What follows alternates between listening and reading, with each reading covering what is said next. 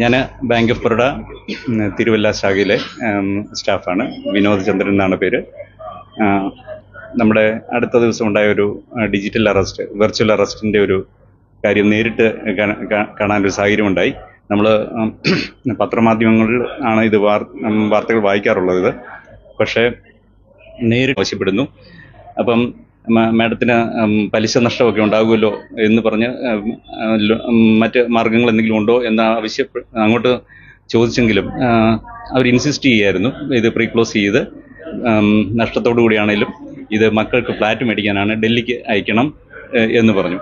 പിന്നെ നമ്മൾ അത് ക്ലോസ് ചെയ്ത് അക്കൗണ്ടിലോട്ട് ആക്കി കൊടുത്തു. അക്കൗണ്ടിലാക്കി കഴിഞ്ഞിട്ട് പണം കൈമാറാനായിട്ടുള്ള ട്രാൻസ്ഫർ ചെയ്യാനുള്ള ഫോം പൂരിപ്പിച്ച് തന്നപ്പോൾ മക്കളുടെ വ്യക്തികളുടെ പേര് പകരം അവിടെ ഒരു പ്രൈവറ്റ് ലിമിറ്റഡ് കമ്പനിയുടെ പേരാണ് കണ്ടത്. അപ്പം ചോദിച്ചു, എന്തുകൊണ്ടാണ് മാഡം നേരിട്ട് ഇതുപോലെ അയച്ചു കൊടുക്കുന്നത്, മക്കൾക്ക് അയച്ചു കൊടുത്താൽ പോരെ എന്ന് ചോദിച്ചു. അപ്പോൾ അതല്ല, മക്കൾ തന്നിട്ട് നിർദ്ദേശപ്രകാരമാണ് ഞാൻ ഇങ്ങനെ അയക്കുന്നതെന്ന് പറഞ്ഞപ്പോൾ ഒരു അഡീഷണൽ സ്റ്റെപ്പാണ് ഞാൻ എടുത്തത്. അതായത് മക്കൾ അയച്ചു തന്നാണെങ്കിൽ തീർച്ചയായും മക്കളുടെ അയച്ചു തന്ന ആ ഒരു അക്കൗണ്ട്